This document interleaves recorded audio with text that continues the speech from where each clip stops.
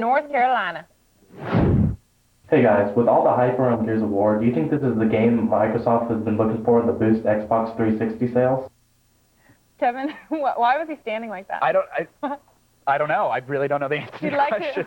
Well, he asked a very good question. And, you know, Microsoft has the head start with the whole console war, and they need all the help they can get right now, right? Yeah, you know, Microsoft was really hoping for 10 million. That's what they wanted to sell before the PS3 came out. They got to, I think, around 6, which is good enough to be the default development platform, and that's all they want. They want the EAs of the world to target the 360 first, then develop for the PS3. But with that said, you know, I think Gears is going to help them get to that 10 million mark. I think it is a system seller, and I think it will kind of stave off the competition. Yeah. Well, Halo 3 is a ways off, and you know, if they keep selling Xbox 360s, then they'll be in a good place. Absolutely, absolutely. This is one big bump. Halo 3 will be that next big bump. But can Gears of War become for the 360 what Halo was for the Xbox? You know what I think?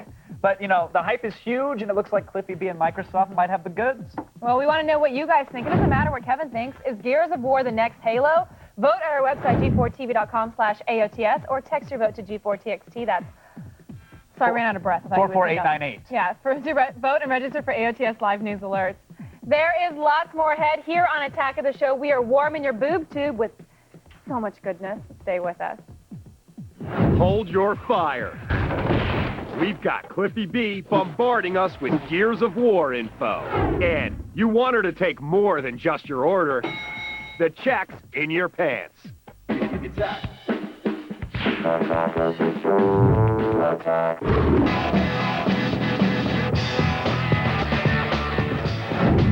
Welcome back to Attack of the Show, TV's only source for all the stuff you care about. We are live, and K-Fed, don't even think about it. I am not having your baby.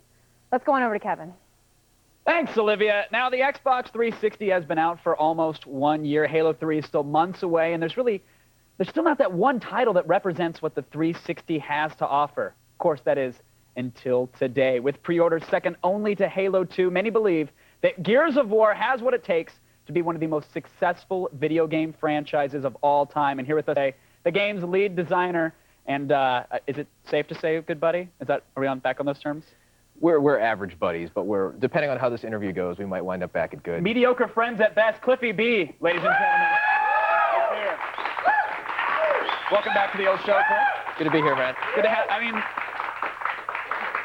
we've chatted about Gears of War before, and this, I mean, to say this was a big title for you is understatement of the century, probably. Huge, man. It's been huge. This had a huge effect even on like your personal life, right? How close were you to a heart attack? This game almost killed me. I mean, but it really did, right? Well, honestly, like my blood pressure wound up actually going up very, very high, and I wound up like on high blood pressure meds at one point because of the stress of this game. And was it because, I mean, Microsoft, it was a $10 million game. Honestly, the budget wasn't incredibly high, dude. I mean, 10 million for next generation, you have people saying it's going to cost like 40, 50 million to make a game, and we were able to pull this off for 10, which is unheard of.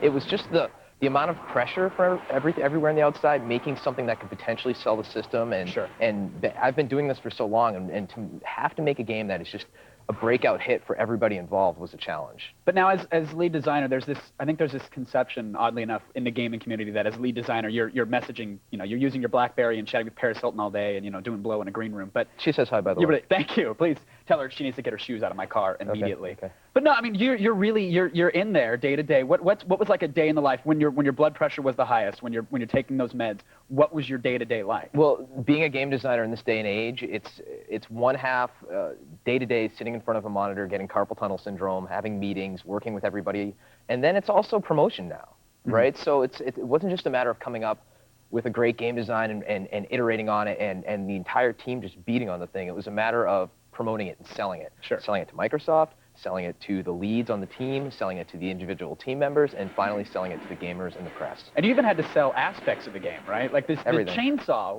is one of the most satisfying parts of the game for me, by the way. I've gone through it twice now, and it's still not old. It's as far from old as it gets, just ripping into someone's chest with that chainsaw. That's pretty sick, dude. Why did you have to fight for that? I mean, wasn't there like a bit of a battle for you to get this into the game? Well, there was a TV special that aired, and we kind of talked about what was the whole element of the chainsaw and whether or not we were going to put it in the game. Right. When you're making a game, you have a number of choices to make. You have a certain amount of dollars to spend, you have a certain amount of people, and a certain amount of months to make the game. And certain features are going to rise through, they're going to ship with the game, and certain features aren't.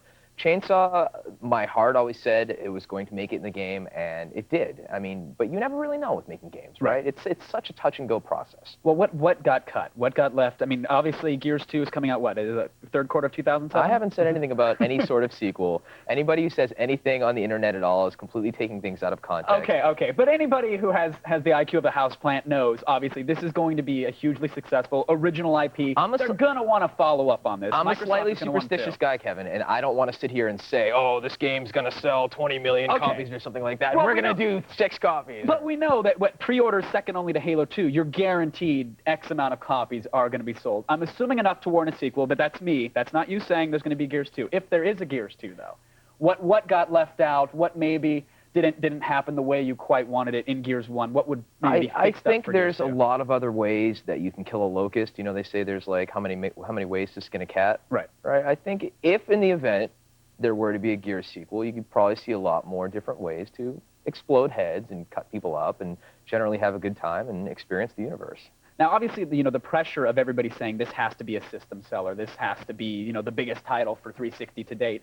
The comparisons came out to Halo. People are saying, is this the next Halo? Did that drive you nuts, or was that flattering to have, your game, this new IP, compared to one of the biggest games of all time? There are worse games or worse IPs you could be compared to. Like I said, is this the next Daikatana? And then, Well, I mean, if you look at that, nice reference, by the way. You're welcome. If you look at the phenomenon that is Halo and Grand Theft Auto, we're not just dealing with games anymore. We're dealing with entertainment IPs. We're dealing with mega launch days, and this is the future of entertainment in general. So the fact that Microsoft is so behind the game, the fact that the gamers are drinking the Kool-Aid, they're loving it, the fact that everyone's lining up right now to get their hands on the first copy, I mean, it's exciting beyond belief, and I think it's the new face of entertainment. All right, Cliffy, thank you.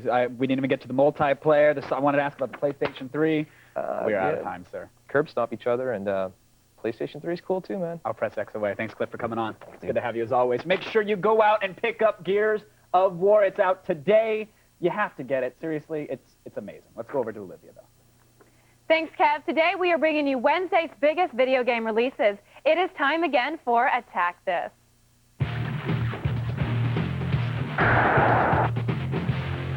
Yes, everyone is going to buy Gears of War this week, but if you can't get your hands on a copy, do not worry. This is a huge day for game releases.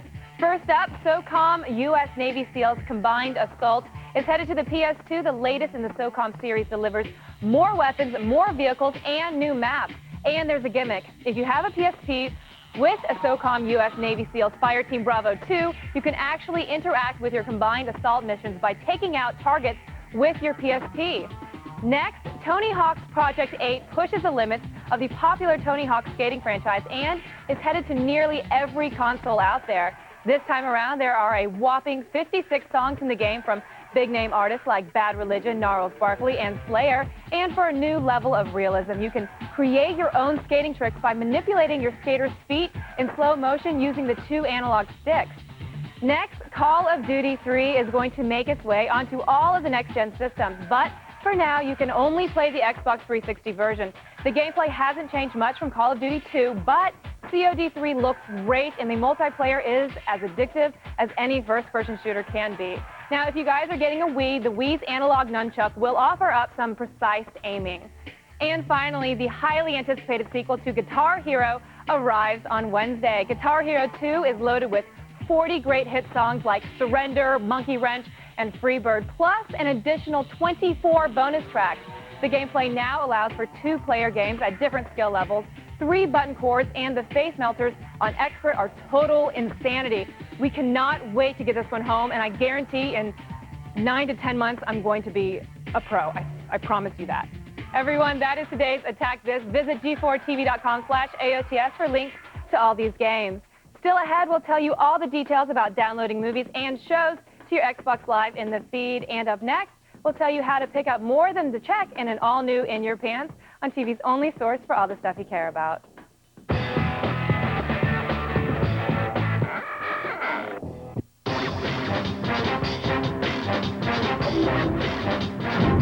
What's going on, everybody in TV land? Welcome back to a live Attack of the Show. We're actually in TV land. They're not in TV land. We are in TV land. What do you call their land? Like homeland or couchland or like family living room TV, like family space land. Viewerville? Viewerville. Okay, hello, Viewerville. Hey! Hi from TV Land. We're TV's only source for all the stuff you care about. Now, little did you actually know, I control the vertical and the horizontal lines in your television set. However, this girl right here, she controls the pixels. That's right, Kevin. Hey, everyone. But now it is time to break out the nipple clamps and polish your latex gimp suit. We're going in your pants. Kevin?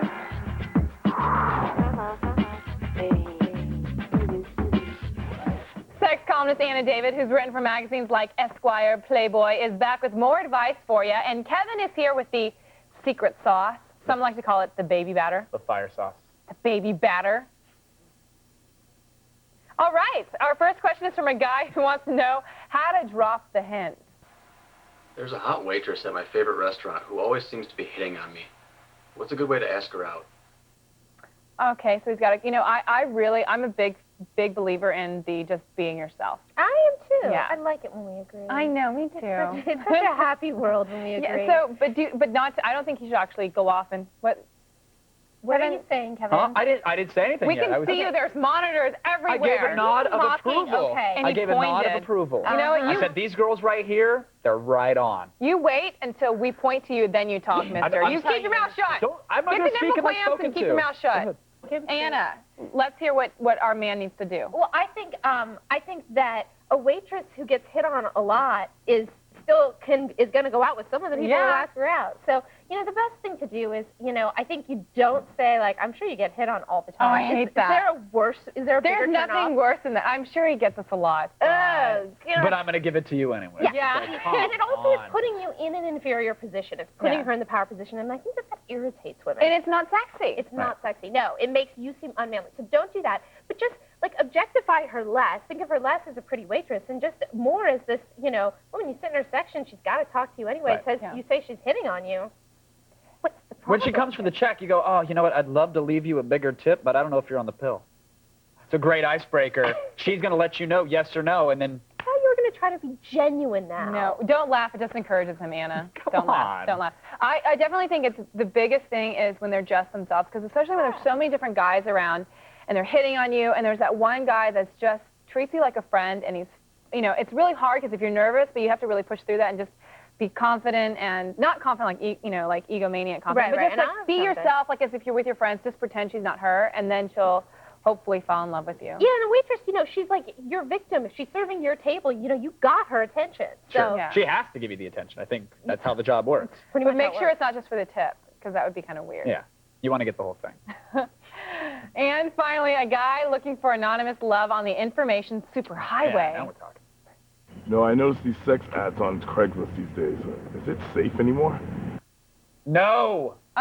Sex on the internet. Kevin, we'll get to you. You know what? I know. I'm like, I skipped Anna. I was like, Kevin? Well, Wow. Kevin, did you secretly write this question? No. tell me. I posted a couple Craigslists in my day. Those but aren't never- real, right? Those Craigslist things, those crazy ones. No, I'm Teen Flirt 16. I pretend. You're so just like gross. everybody else But does. Anna, you know, we talked about the internet dating thing before, and people, you know, exploring different sites. So this isn't internet dating. No. This is just, please have sex with me. I know people who have like done the anonymous sex Yeah. thing on the internet. To me, I think you've got to have tremendous shame about your sexuality or practically have a suicidal impulse. Okay. Because 1 in 3 people are mentally ill. It's a statistical fact. Okay, Right. but okay, honestly, There's what's 3 people right here. I'm just throwing it out there. Exactly. No, I'll take it for the team. Okay. Okay, great. So you're mentally ill. Yeah. But here's my question. I understand that's different because you don't really meet the person, all right? Like, you don't know them, you haven't seen the picture. But what's the difference between that and meeting a guy at a bar and going home with him that night? Not that different. That's not particularly safe either. Yeah. But I think that people who are like on Craigslist and are trying to meet strangers to have sex is a particular breed, a very unhealthy, mentally, you know. I mean, why are you even looking for anonymous sex on the internet? Yeah, I mean, it is creepy. it's just Well, sort it's of convenient. It's easier than looking for anonymous sex anywhere else. Well, and also, I know I honestly do think it's creepy and it's weird and I would never do it, but the guy, I mean, when you go out to a bar, there's guys, all they want to do is get laid. Right, and there's I mean, girls, and that's all they're looking Exactly, for as well. so now if they're you just could meet up on a Match.com putting it type on- thing, there but you you go. just never know. You never know who is the crazy person, you know. Well, who's we've gonna- already confirmed that it's Okay. you, Anna, and you said it. that you can find online, and I'm crazy. We already know it. So. Well, you guys, thank you so much. And Anna, you can get all of Anna's crazy answers to all the questions you just heard on our website at g4tv.com/AOTS. And You actually might find out more about Anna David at annadavid.com, or if she's looking to have anonymous sex with you. Now, you guys have come this far and deserve a prize. Congrats. There's plenty more Attack of the Show right after this. That's a great prize. Really. Open up. Oh, Welcome back to Attack of the Show. We are live and talking Gears of War. Earlier in the show, we asked you if Gears of War is the next Halo. Well, according to our text message counting scientists at the G4 Laboratories, 66% of you believe that Gears of War is indeed the next Halo. Let's go on over to Kevin to get the debate started. All right, Gears of War is one of the most anticipated games of the holiday season. Now, with its exclusivity to Microsoft's Xbox 360, is Gears of War their best chance in the console war? I mean, how does it stack up to everyone's favorite shooter, Halo? Press start, folks, or that shiny little Xbox gem. It's the loop.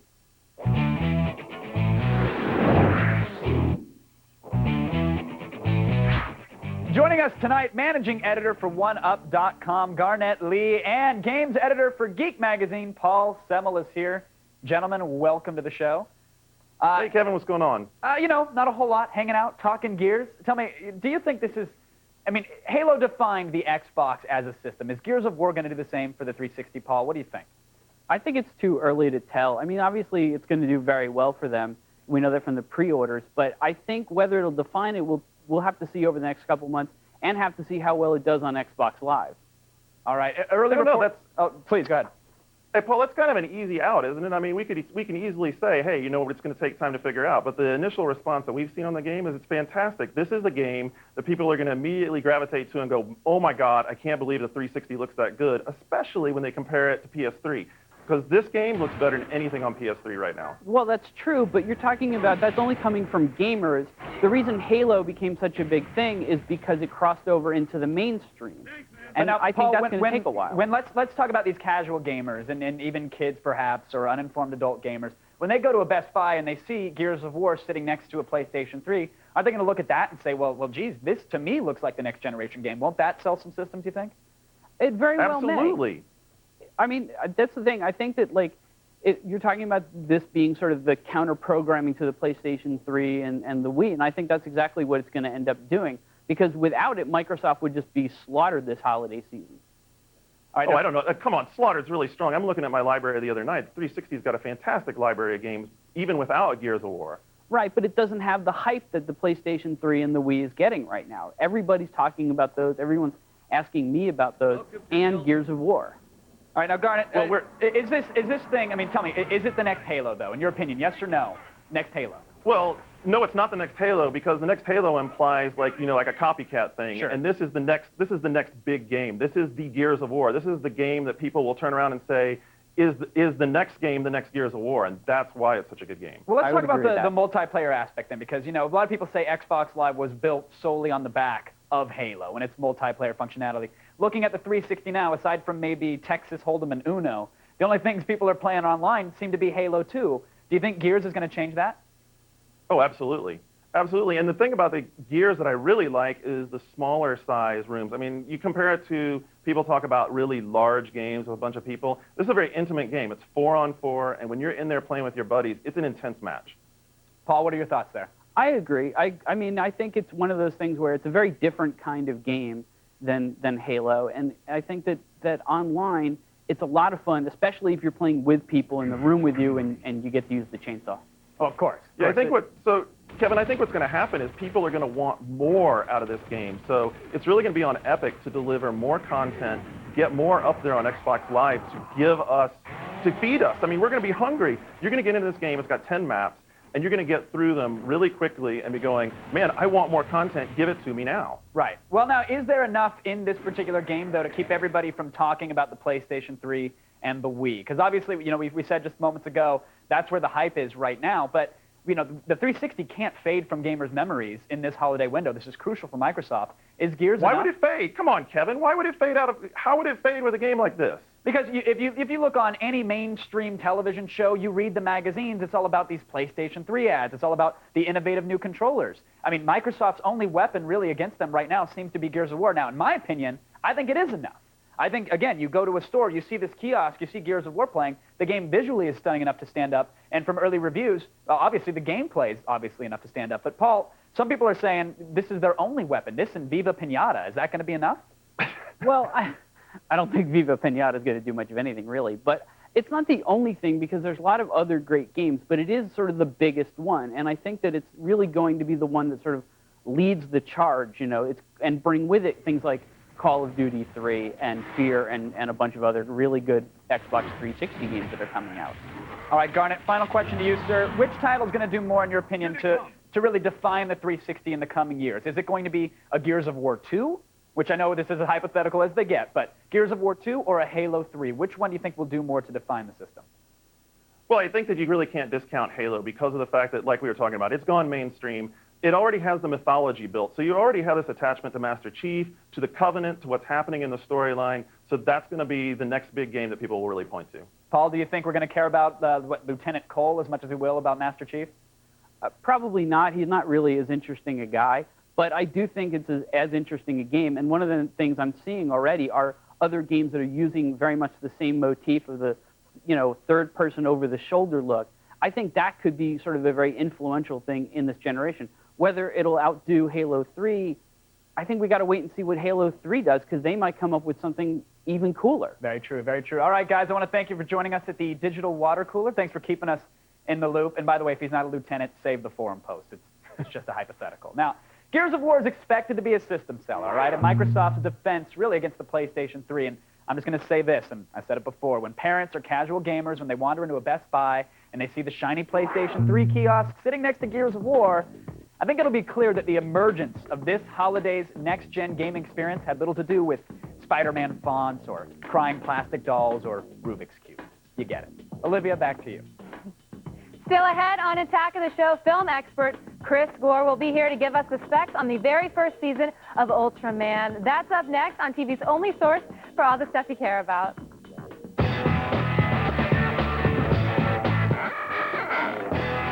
A GMAC company. This is your home. This is your business. This is your home phone and computer. This is your business phone and computer. You pay $29.95 each for home phone and internet service. You pay $29.95 each for business. When you get the Optimum Double Play, get the most reliable internet access with Optimum Online and experience speeds 5 times faster than DSL. With Optimum Voice, you'll get unlimited calling in the U.S., Canada, and Puerto Rico. Better internet access and better telephone service for one flat rate of $29.95 a month each. With Optimum Double Play for home, you'll start saving your first year. With Optimum Double Play for business, you'll save even more your first year with no contracts or hidden fees. And switching is risk-free with our 30-day money-back guarantee. So remember, this is your home, this is your business. And this is what you'll pay with Optimum, just $29.95 per month each. Call 1-877-778-FAST to get the better choice, the Optimum Double Play. Millions are already saving at home and work. You can too. Call now. Welcome back to Attack of the Show. Folks, we are live and ready to give you instant gratification. You've sent in the mail, and she's about to answer it. So here she is, Miss Olivia Munn. Thanks, Kev. The Pony Express is alive and well. Here's my inbox. My first email comes from Barry, who wants to know, hey, Olivia, what do you do for fun on your days off? Well, I love to surf. I've been surfing for a couple years now, and I learned to surf for the Nickelodeon show I do, and it's awesome. I try to get out as much as I can, but actually, my favorite thing to do is pretty sad. I sit on my couch and multitask, reading, surfing the net, watching The View on my TiVo. I know it's embarrassing. I've got cool stuff, too, like The Daily Show and Family Guy, but, man, what can I say? I'm a sucker for the Hot Topics and Rosie O'Donnell. It's just so much fun. And I'm also looking for a donor. I'd like to have a child in the next 9 to 10 months. If you guys want to just request that on my MySpace, I'll do that. My next email comes from Micah. Olivia, do you have any weird pre-show rituals? Well, not superstitious, but I am sort of obsessed with my cell phone and MySpace right before the show. Literally seconds before we go on air and between the commercial breaks, I'm either sending text messages or MySpace emails. It's pretty much a good distraction that prevents anxiety and just releases a lot of tension. And finally, message is from Sky. Hey, Attack of the Show. I got a question for Olivia. If you ran for political office, what position would you run for? That's a good question. There's a lot of positions that people don't know are elected to office, like, you know, state coroner. But I would probably have to say sheriff. Yeah, let me tell you, Sheriff Munn would be the most badass sheriff around. I would love to run things and would legalize pretty much anything. Yeah, I wonder if there's like a G4 sheriff, because I think that I would really put down some law in this town and let a lot of stuff slide. Okay, guys, that is all the time we have for my inbox. To make your voice heard, go to g4tv.com/soundoff and send me your questions. But right now, let's go on over to Kevin. Thanks, Olivia. Folks, you know what